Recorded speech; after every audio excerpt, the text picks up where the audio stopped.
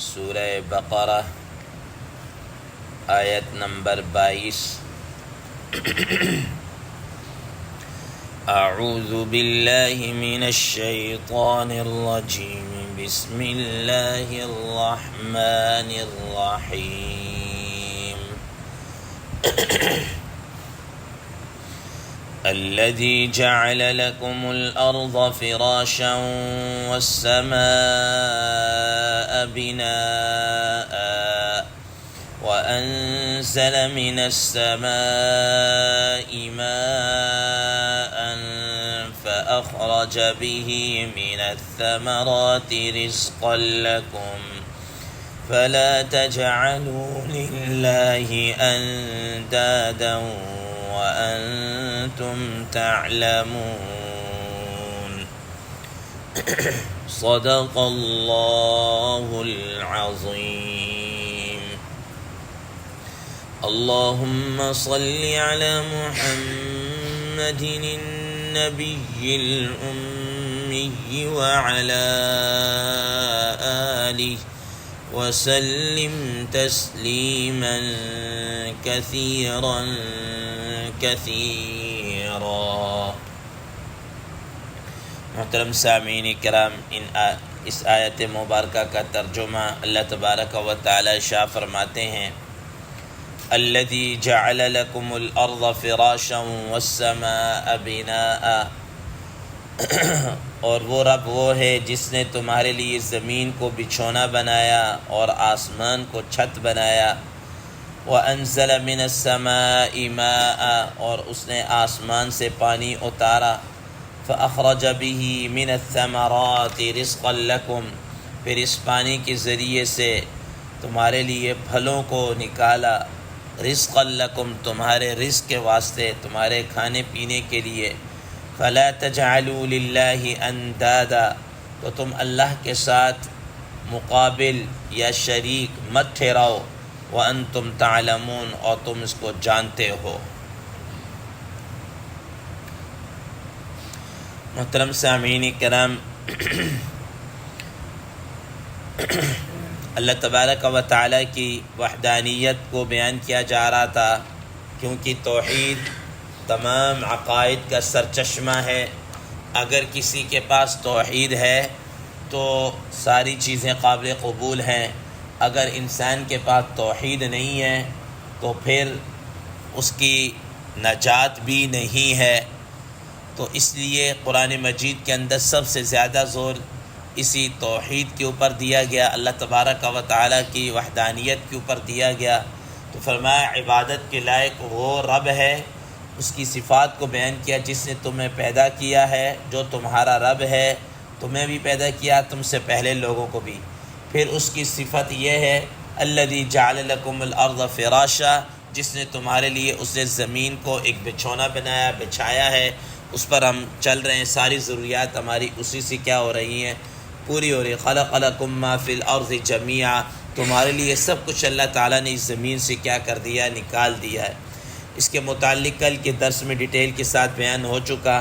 اب آگے فرما رہے ہیں وَالسَّمَاءَ بِنَاءً، اور اس کی صفت یہ بھی ہے اس نے آسمان کو ایک چھت بنایا ہے، آسمان کو ایک چھت بنایا ہے۔ محترم سامعین کرام، اگر انسان غور کرے تو اللہ تبارک و تعالیٰ نے آسمان کے اندر کتنی ہی چیزیں بنائی ہیں، کتنی چیزیں بنائی ہیں۔ سب سے پہلے تو آسمان کو ہی دیکھ لیجئے کہ اللہ تبارک و تعالیٰ نے انسان کو چیلنج کرتے ہوئے ایک طرح سے کہا ثم فارجع البصر هل ترى من فطور ثم ارجع البصر كرتين ينقلب اليك البصر خاسئا وهو حسير، اپنی نگاہ بار بار آسمان کے اوپر تو ڈال کے دیکھ لیجئے، کہیں تمہیں اس میں کمی کوتاہی کوئی کچھ چیز نظر آ رہی ہو تو ذرا بتائیے گا، ٹھیک ہے؟ تمہاری نگاہ تھک ہار کر واپس آ جائے گی، لیکن اس میں تمہیں نقص نظر نہیں آئے گا، کمی نظر نہیں آئے گی۔ اور پھر اللہ تبارک و تعالیٰ نے اس آسمان کے اوپر کیا کیا ہے، مختلف قسم کے ستارے ہیں، سیارے ہیں، یہ سب اللہ تبارک و تعالیٰ نے بنائے۔ اب دیکھ لیجئے چاند ہے، سورج ہے، اب سورج زمین سے کتنا گنا، پتہ نہیں کتنے لاکھ گنا کیا ہے، بڑا ہے، ٹھیک ہے؟ پھر اس سورج سے بڑھ کر پتہ نہیں کتنے بڑے بڑے سیارے ہیں، مشتری ہے، اور یہ پتہ نہیں کتنے بڑے سیارے ہیں سورج سے۔ پھر پھر اللہ تبارک و تعالیٰ نے اس آسمان کے اندر کیا کہتے ہیں کئی یہ گلیکسیز، جن کو گلیکسی کہکشائیں جن کو کہا جاتا ہے، وہ رکھی ہوئی ہیں کہکشائیں. اور یہ سورج وغیرہ اور یہ تو اس کے ستاروں میں سے ایک ستارہ ہے اس گلیکسی ہے. اور ماہرین کے مطابق ابھی تک جو کیا کہتے ہیں یہ جو گلیکسیز والا جو دستیاب جو جن کو سائنسدان بتا چکے ہیں کہ بھائی اتنی ہے، وہ 100 بلین ابھی تک 100 بلین سے بھی اباؤ انہوں نے کہہ دیا کہ اتنی گلیکسیز ہے. اور ایک ایک گلیکسی کے اندر پتہ نہیں کتنے بڑے کتنے سیارے اور ستارے، کوئی سینکڑوں نہیں، ہزاروں نہیں، لاکھوں نہیں، کروڑوں کی تعداد میں ہوگی جس کو انسان نہیں سمجھ سکتا. ٹھیک ہے نا. اب آپ دیکھ لیجئے مثال کے طور پر ان کیا کہتے ہیں اپنا انہی گلیکسیز میں ایک ملکی وے ہے. ٹھیک ہے نا. اسی ملکی وے میں ایک ہمارا نظام شمسی ہے جس کے اندر ہم دیکھ رہے ہیں، یہی ہم سے ابھی تک پورا جناب اعلیٰ اس کو ابھی تک ہم نہیں سمجھ سکے، تو باقی کو تو چھوڑ دیجیے. یہ سب کے سب کی طرح آسمان کے اندر ہے. اور ماہرین کے مطابق تقریباً ان کا ایک رف آئیڈیا ہے کہ 1 ٹریلین سے زیادہ جناب اعلیٰ وہ کیا ہے گلیکسیز ہے. ٹھیک ہے نا.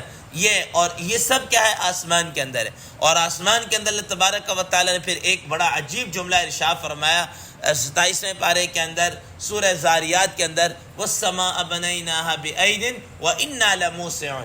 ہم نے آسمان کو اپنے دست قدرت سے بنایا ہے، اور وَإِنَّا لَمُوسِعُونَ، ہم اس کے اندر وسعت دیتے چلے جا رہے ہیں، ہم اس کو وسیع کریں. اور آج بھی جناب اعلیٰ یہ ایکسپینڈڈ یونیورس، ٹھیک ہے نا، یہ آج بھی جناب اعلیٰ یہ ایک تھیوری ہے سائنسدانوں کی کہ یہ جو آسمان ہے نا یہ ایکسپینڈ ہوتا چلا جا رہا ہے. اس میں کتنا ہو رہا ہے، کہاں ہو رہا ہے، یہ آج تک کسی کے سمجھ میں نہیں آ رہا. ابھی تو یہ صرف ایک چیز بات کی نا، ورنہ اگر آپ سائنس کو پڑھیں تو انسان بے اختیار پکار اٹھے گا اللہ اکبر. ٹھیک ہے نا، کہ واقعتاً کائنات کے اندر اگر سب سے بڑی چیز ہے تو وہ کیا ہے، اللہ اکبر. یہی وجہ ہے کہ ہر اذان، ہر نماز، ٹھیک ہے نا، اندر کس چیز کو پکارا گیا ہے کہ انسان یہ تیرے دل کے اندر آ جائے، اللہ اکبر، اللہ سب سے بڑا ہے، سب سے بڑا. اس کی کبریائی انسان بیان کر کے بھی نہیں ختم کر سکتا. انسان کی جہاں سوچ ختم ہوگی شاید وہاں اس کی کبریائی کی ابتدا بھی نہ ہو، وہاں سے کہیں اور آگے اس کی کبریائی کی ابتدا ہو. ٹھیک ہے نا. تو یہ اللہ تبارک و تعالیٰ نے آسمان کو کیا ہے، چھت بنایا ہے کہ جو، اور پھر چھت بھی ایسے بغیر عمد ترونہا. آج کوئی جتنا بڑے سے بڑا انجینئر دنیا کے اندر آ جائے، کوئی ایک چھت بغیر ستون کے بنا کر تو دکھائے ذرا. اللہ تبارک و تعالیٰ نے آسمان تہ بتے جناب اعلیٰ اوپر کیا ہے کہ 7 سماوات طباقا، تہ بتے بنائے ہیں، اور ایک کے اندر بھی ستون نہیں رکھا. اور ایک آسمان کتنا بڑا ہے، حضرات مفسرین کرام رحمہ اللہ نے کیا فرمایا کہ ہر دوسرا آسمان، ہر پہلا آسمان دوسرے آسمان کی بنسبت ایسا ہی ہے جیسا کہ ایک بہت بڑا میدان ہو اور اس کے اندر ایک چھوٹی سی گیند پڑی ہوئی ہو. تو ایک گیند، چھوٹی سی جو گیند ہے، یہ پہلا آسمان ہے، اور جو بہت بڑا میدان ہے یہ دوسرا ہے. پھر دوسرا تیسرے کے مقابلے میں ایک چھوٹی سی گیند، اور تیسرا جناب ایک بہت بڑا میدان. پھر تیسرا چوتھے کے مقابلے میں، اس طرح کرتے کرتے 7ویں آسمان تک چلے جائیے. تو اب آپ مجھے بتائیں پہلے آسمان کو 7ویں آسمان کے ساتھ کیا نسبت ہوگی. ٹھیک ہے نا. پھر 7ویں آسمانوں کو بیان کرنے کے بعد اللہ تعالیٰ نے آگے کیا فرمایا، وسع کرسیہ السماوات والارض. اوپر اس کی کرسی ہے جس نے آسمانوں کو بھی کیا گھیرا ہوا ہے. یہاں پر آ کر انسان کی عقل کیا ہے، معاف ہو جاتی ہے بالکل. تو فرمایا والسماء بناء، اس نے آسمان کو کیا بنایا، یہ چھت بنایا ہے. پھر آگے فرمایا وانزل من السماء ماء، پھر اسی آسمان سے اللہ تعالیٰ نے کیا ہے، بارش کو اتارا ہے. اب بارش کا نظام دیکھ لیجئے کس طرح پانی کے بخارات، یہاں سے کھارا پانی اوپر جاتا ہے، اللہ تعالیٰ کا نظام ہے. ٹھیک ہے نا. پھر اوپر سے میٹھا ہو کر آ رہا ہے. اوپر مجھے یہ بتائیے کون سے اوپر فلٹر پلانٹ لگے ہوئے ہیں جو جناب اس کھارے پانی کو میٹھا کر کے نیچے کیا ہے اتار رہے. یہ اللہ تعالیٰ کی کیا ہے، قدرت ہے، اللہ تعالیٰ کی کبریائی ہے. ٹھیک ہے نا. آج بھی چلے جائیے کراچی اور ان علاقوں کے اندر چلے جائیے کہ پانی جناب اللہ آپ پینے کے قابل نہیں ہے. ٹھیک ہے نا، آپ پی نہیں سکتے. ان کے لیے میٹھا پانی ٹینکروں میں اور پتہ نہیں کہاں کہاں سے وہ کیا ہے لے کر آتے ہیں. آپ حضرات کو مجھ سے زیادہ کیا ہے علم ہوگا کہ کیا صورتحال ہے. اس پانی کو جناب میٹھا بنانے کے لیے کہ اس قابل ہو جائے پینے کے نہیں، صرف وضو اور نہانے دھونے کے قابل ہو جائے، کیا کیا انہوں نے پلانٹ لگائے ہوئے ہیں. ٹھیک ہے نا. پینے کا تو اور سسٹم ہے. تو لیکن اللہ تبارک و تعالیٰ آسمان سے کیا یہ میٹھا صاف پانی، وانزلنا من السماء ماء طہورا لنحیی به بلدۃ میتا، آسمان سے اللہ تعالیٰ پاکیزہ پانی کو کیا کر رہے ہیں، اتار رہے ہیں تاکہ اس مردہ زمین کو اور ان چیزوں کو کیا کر دیں، زندہ کر دیں۔ اور یہ چیزیں ایسی ہیں، قرآن مجید ان چیزوں کو ڈسکس کرتا ہے کہ جو انسان جن کو روزمرہ مشاہدہ کر رہا ہے، جن کا روز، اب یہ دیکھ لیجیے زمین مردہ ہوتی ہے، ٹھیک ہے نا، بارش آئی اور اس کے اوپر بنجر ہو گئی، جو بارش آتی ہے اور اسی کے اندر کیا ہریالی آ جاتی ہے، رویدگی آ جاتی ہے، یہ جناب پھل نکل رہے، یہ پھول نکل رہے، اور کیا کچھ اس پانی سے اللہ تعالیٰ اگا رہے۔ پھر فرمایا فَأَخْرَجَ بِهِ مِنَ الثَّمَرَاتِ رِزْقًا لَكُمْ، کہ اللہ تعالیٰ نے اسی پانی سے تمہارے لیے مختلف قسم کے پھل تمہارے کھانے کے لیے اللہ تعالیٰ نے اتارے ہیں۔ محترم سامعین کرام، اب مجھے آپ ذرا تھوڑا سا سوچئے، وہی بارش کا پانی اتر رہا، اسی زمین پر اتر رہا، ایک زمین پر اتر رہا، وہیں سے کانٹے بھی نکل رہے، وہیں سے بھی کیا ہے، پھول بھی نکل رہے، اسی زمین پر وہی پانی برس رہا، اسی سے جناب اعلیٰ یہ کیا کہتے ہیں، کوڑ تمبا جس کو آپ بول دیتے ہیں، ٹھیک ہے نا، وہ بڑا کوڑا سا ہوتا ہے، وہ بھی اسی میں سے نکل رہا ہے، اور اسی پانی سے جناب اعلیٰ پھل کیا کہتے ہیں، سیب، کیلا اور اس جیسے میٹھے اور شیریں پھل بھی کیا ہے، نکل رہے ہیں، ٹھیک ہے نا، وہی پانی زمین کو لگ رہا ہے، ٹھیک ہے نا، یہ کہ اسی سے جناب اعلیٰ سبزیاں بھی نکل رہی ہیں، کریلے جیسے کڑوی سبزی بھی نکل رہی ہے، اور جناب کھیرے جیسے مختلف قسم کے خوش ذائقہ یہ بھی سبزیاں کیا ہیں، اللہ تبارک و تعالیٰ نکال رہے ہیں۔ یہ کیا چیز ہے؟ فَأَخْرَجَ بِهِ مِنَ الثَّمَرَاتِ، یہ انسان کے بس کی اللہ تعالیٰ، انسان کیا، پانی ہے، پانی زیادہ سے زیادہ وہ کھیتی کو صاف کرتا ہے بس، اور اس کے اور کچھ بھی نہیں ہے، وہ تو صرف اپنے کھیت کو صاف کر رہا ہے بس، باقی کیا ہے، زمین سے کمپلے کون نکال رہا ہے، ٹھیک ہے نا، کسان نے تو جناب دانہ ڈالا اور ایک طرف ہو گیا، پانی لگایا ایک طرف ہو گیا، پانی بھی اس کا اپنا نہیں ہے، زمین بھی اس کی اپنی نہیں ہے، ٹھیک ہے نا، اس نے تو صرف ایک محنت کی ہے بس، وہ بھی اپنے پیٹ کے خاطر اس نے کیا کیے، باقی اس کو کومپل کو نکالنے والا، اس دانے کو، بیج کو زمین سے نکال کر تناور درخت بنانے والا، اور یہ ایک کھیتی کی شکل میں لے کر آنے والا، یہ کون ہے؟ اللہ تبارک و تعالیٰ ہی کی کیا ہے، ذات ہے۔